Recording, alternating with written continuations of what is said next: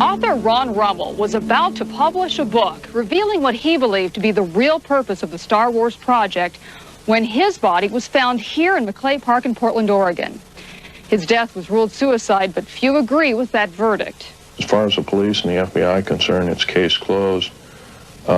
Unfortunately, there's the shocking thing that his murderer, I believe his murderer, is still out there at large. Why is it you're speaking out? There have been enough lives taken under the premise of suicide when they were actually very stable individuals. They had families and they had lives to look forward to, and they had every reason to live. And if there is some form of conspiracy out there, then the more people that are talking might end up saving lives in the long run. The Greada 1954 treaty had been violated.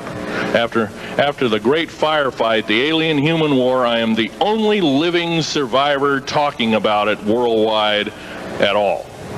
Only one.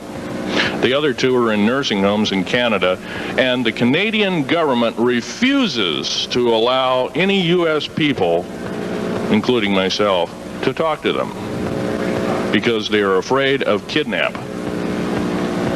Probably the reason I got shot to pieces and 11 attempts on my life is I am a direct threat. In my hand here, I have a piece of what's called corbamide. It's the heaviest element in the world. Element 140. This piece of material weighs 15 ounces. It's 3.5 times the weight of uranium. It cannot be made to emit gamma rays. After Roswell debacle,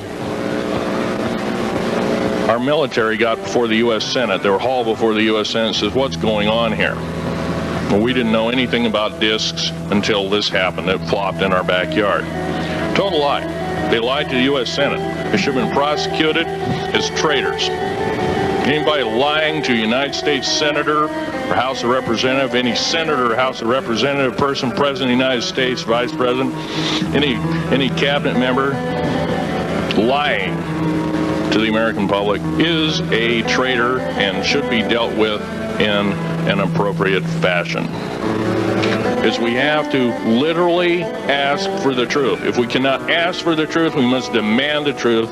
We must take it before courts of law and common law systems, and we must demand it.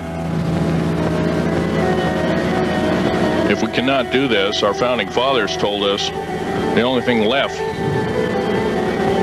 is to overthrow, to get the parasites out. I don't advocate overthrow, but it does look like this may be the only alternative. There are over 140,000 pages of information on the New World Order, 140,000 entries in the world net. It's now in the hands of 157. When you go on and analyze, yes, sir. How about you put all the core? We'll take anything and everything to get the word out.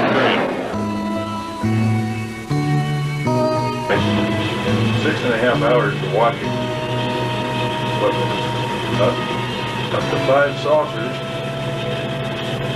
and a distance of about 5 miles from us. Out on the desert floor, in a place where everybody else watches. I can tell you for a fact, our first sighting occurred right about 5, a little bit after 5 o'clock. Then around 5 minutes after sunset. I know that you just both. Yes. Oh. Did we see something you won't believe? I won't. I'll tell you, it's great. I'm telling you. We saw the first saucer, and then we saw 2 other ones taken into the formation, and then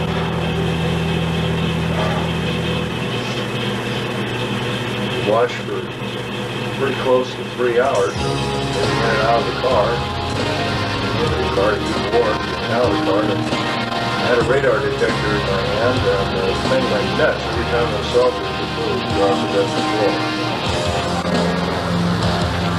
I can't get this timer to work. You know, I've tried for an hour and a half to get this thing to work, but it just won't, so I just have to excuse me.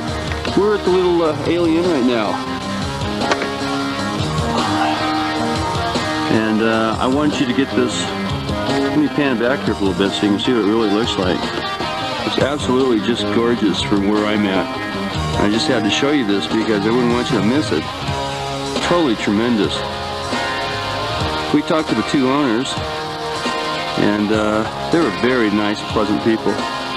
Very nice. Told them about Don Newman, tape, got your card. Told them about the videotape and everything. You know, knew what was going on. Wanted to know if we could see it pretty good. We told him we could. Gave it to what's his name, you know, to calibrate for us. I'm going to turn around here for a second.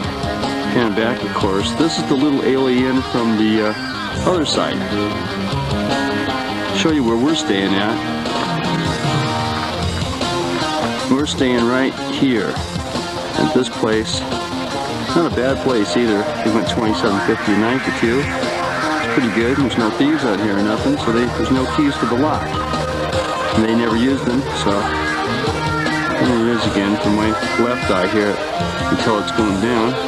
There's the Groom Lake there facility way up there. I don't know, I can't see too good in black and white in this viewfinder, but you might be able to make out that snow up there. Yeah, now you can see it. Snow everywhere. We're going to go down the road here as much as possible. Wait for a little while for the UFOs. There's another little friend of ours. Okay. Pan back again so you can get a chance to see everything.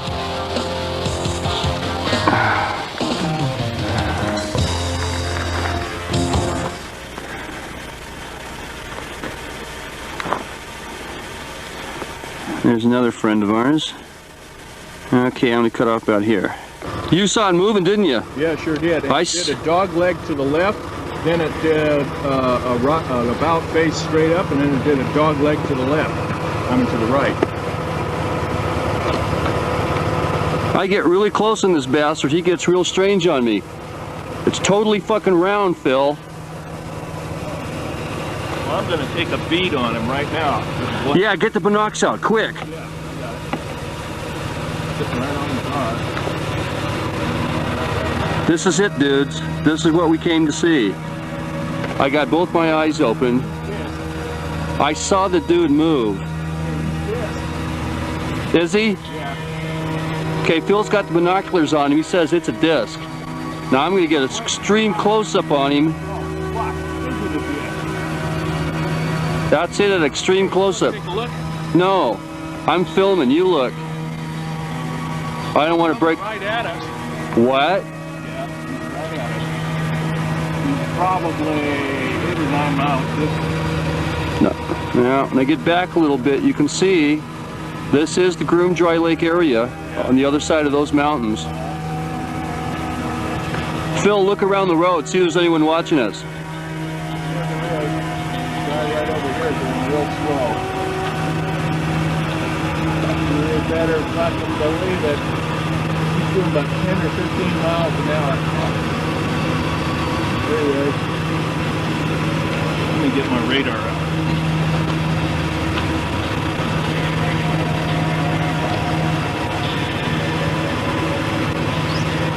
Yeah, there he is. At the top. Somebody, there he is. He speeds up. Now, yeah, I got you. Fuck. Now he speeds up. Real rippy. It's a Ford twin cab. Now this guy's not moving, but we saw him move. Yeah. There's a Ford twin cab, and he's going up by the Atomic Energy Road. Yeah? Yeah. Phil, got it running. I can't see anything. I'm hoping that this thing will come in on the film anyway right now. I got the advanced gain button up. This thing's going nuts. I know it. If you guys can hear this tape, we have been watching two flying saucers for what, about the last half hour? Yeah, last half hour. At least the last half hour. It's about 10 to 20 degrees below zero out here. Hey, it looks like I'm getting a heat mirage in this thing. I can't pick them up, and I'm getting heat mirages from this far back. So I'm lucky I turned this thing on. I don't know if it'll come out on film or not, but I can see the heat mirage right here. Oh, wow. I got both my eyes open so I can see down there and right in here. But believe me, I can't see anything out of this camera. Yeah, the radar detector was nuts there. I moved the camera back and forth. See me? Yeah. The heat mirages stay right in the middle, no matter what I do. It goes. Are they going? Yeah, they're off the floor. Okay. He's moving right, he dipped. He's moving right again, he dipped. Okay, I'm going to point this up the moon real quick. See if I can't see the moon at least. No, I won't even pick up the moon. Really? Oh, I got it now, all right. I don't think... Yeah, I got the moon. That's bright enough. I still need extra light, though. I've been sitting out on the desert floor for a while.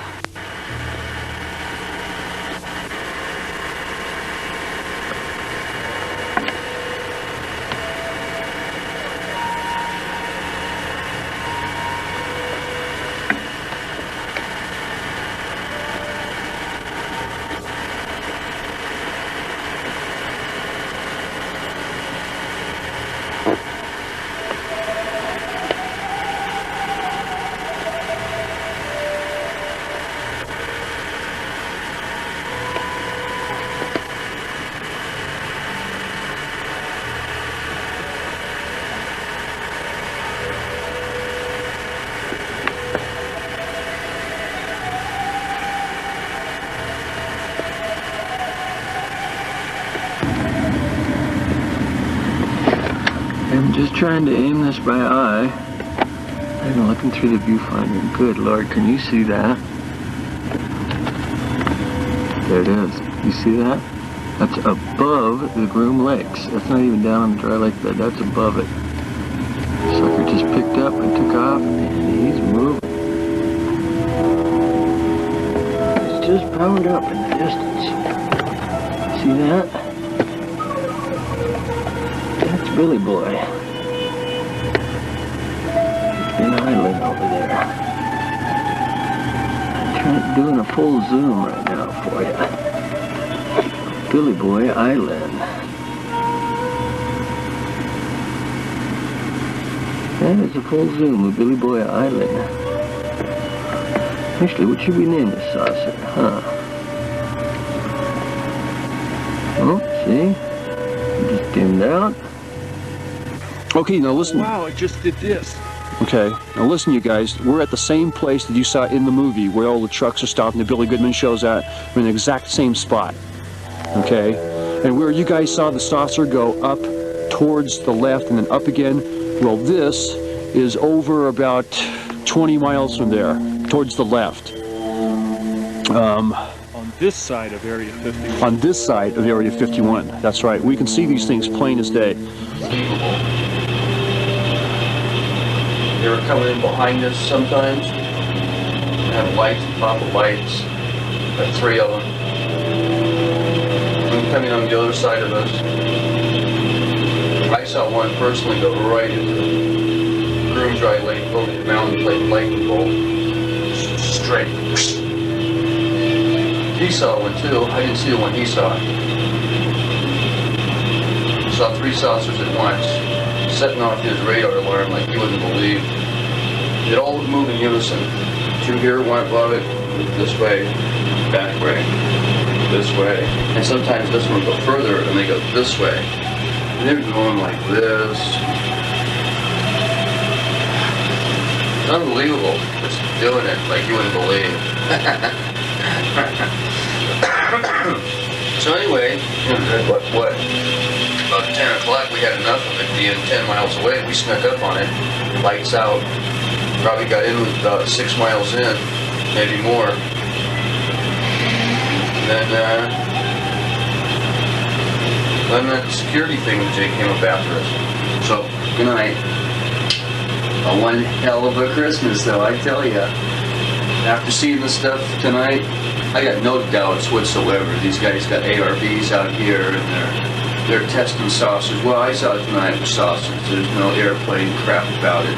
Airplanes can't go zip, zip, you know, up and down. I'd say maybe 100 Some of them feet in diameter. are saucer-shaped. Now, some while ago, I was up in Virginia City, and these saucer-shaped clouds come over the mountain, over your head, and then they completely fizzle out. They're called lenticular or lens-shaped clouds.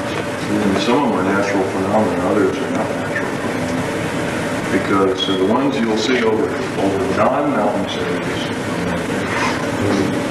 Well, this was in New Mexico. Hell, one of the local. These are Air Force weather patrols. Any of the times you ever see these cookie-shaped clouds or these UFO-shaped clouds over a city, probably got a UFO. Well, this one was so perfectly, I'd say it was maybe 100 feet diameter and maybe 25, 30 feet high. But it just perfectly round. Yeah. And it just, I mean, just shaped like a pillbox. You know, Yeah. just perfectly round. It's amazing. If it was over or flat, it was most likely manufactured. With something inside of it. Have you seen the one that Gary Schultz took out over where you were sitting last night? No. I'll show you that. This guy from Battle Mountain promised me that he would send me a. I don't buy one of your hats. Oh. This is an actual 35 millimeter photo here. And the only reference, did you see the ranch house over in the next bed with the lights on last night? No, we didn't go that far. Well, this little horseshoe, well, you can see it from Black. That's a lot of silver lead. back there. Every cool we can go, you know. There's some inside of Area 51. Saw an old map one time that says black metal lines. What the heck would be black? That was probably just the name of the.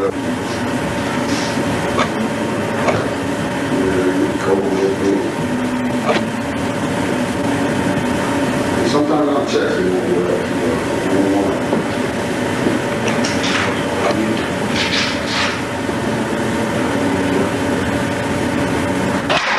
Scrooge McDuck too. Place on Earth. Something's going on behind these maps. That's just right over the mountain there where you doesn't want you to know. Have an ominous feeling. Just miles from Las Vegas, but light years away, the Nevada test is an installation so vast, so endless, it's like a whole desert city unto itself. And this is merely the surface. Area 51 is still the target of Soviet reconnaissance, but electrophysicist Bob Lazar says he knows the real truth about what's inside this forbidden city. So the office was in a hangar. You can see about 3/4 of the edge of the craft. It was a typical flying saucer. I'd say typical, anything you see in a cartoon.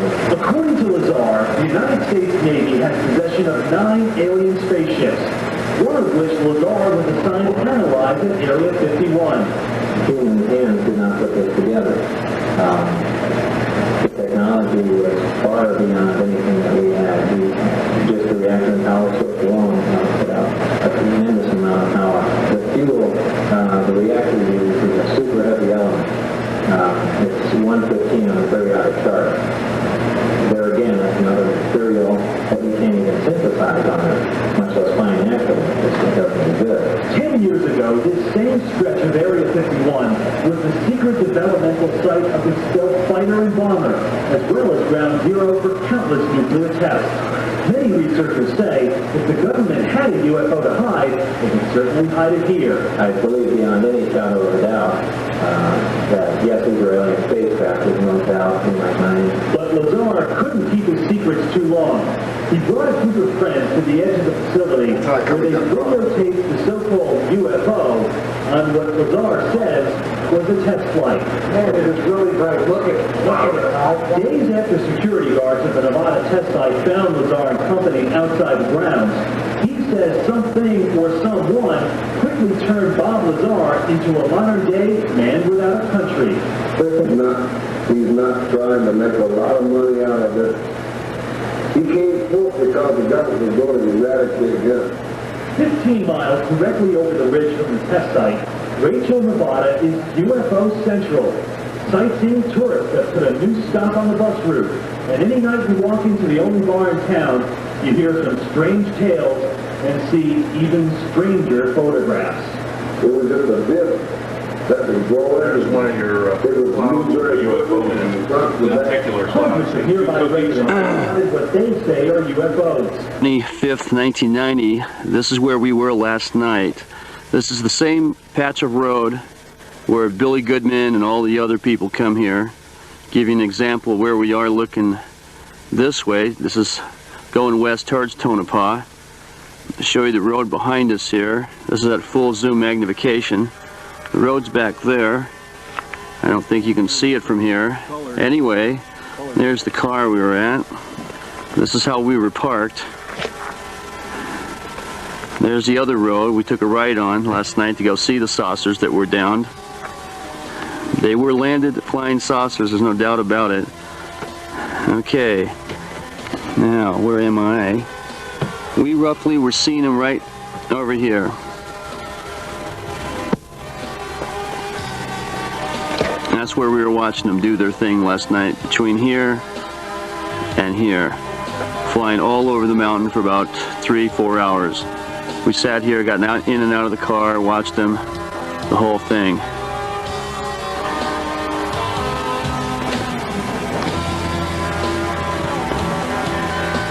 Yeah. Okay. So this is it. This is it. Somewhere on the other side of those hills right there, and I'll get you a close-up of this, is probably S-4. That's where they were testing, right in there. Give you a good idea of where it's at. And man, I'm telling you, they tested something fierce. Okay, I'm shutting it off now. This is down last night with the lights off, about 10:15, 10:30. Catch those two grounded saucers. Give you an idea here. It's a little bumpy. I'm going to shut this thing off, but you get a general idea. We had to have our lights off all the way down.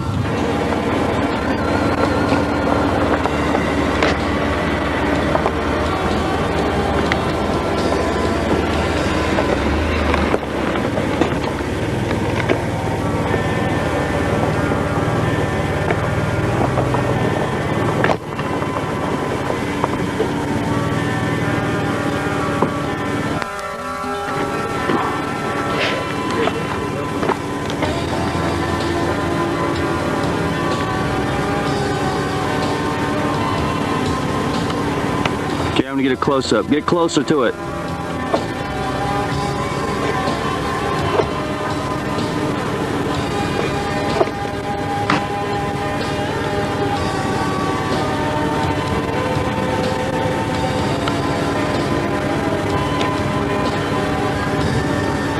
And there's those guys probably looking at us right now, checking us out.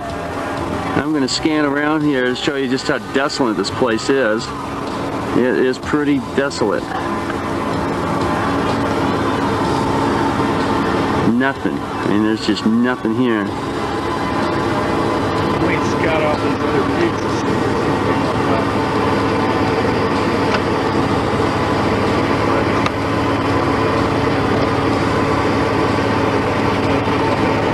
There's the road we came in on.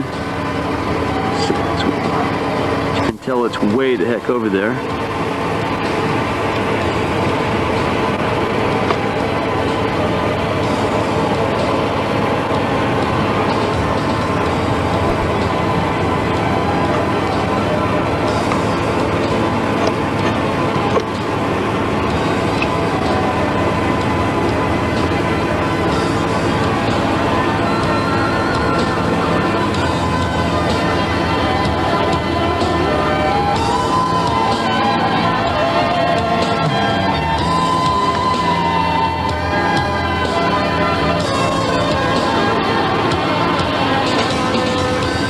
And then again back to the road again.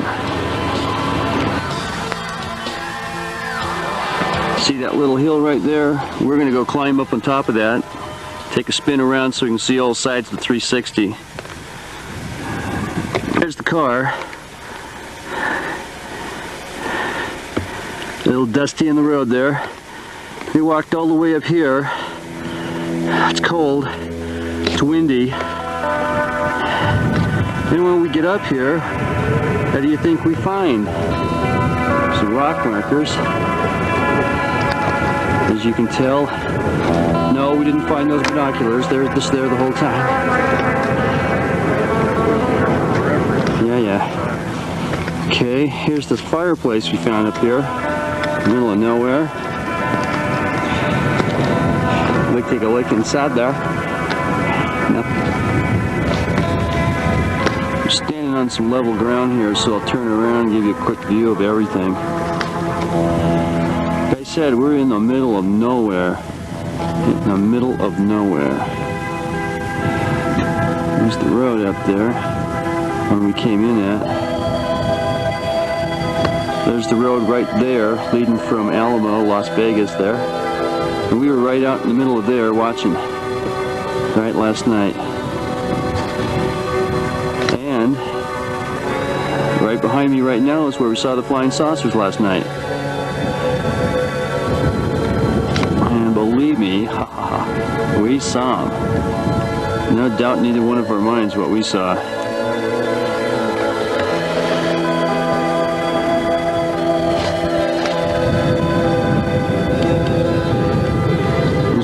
Again. Well, I've heard people can get killed if they see too much up in the mountains. So, you know, prudence is the word. That's right. You gotta use prudence. So, you know, and anyway, I was getting cold. It's 20 below zero out there, for God's sake. So, all I have to say, it's just been an amazing Christmas present. That's all I have to say. Merry Christmas to you all, folks.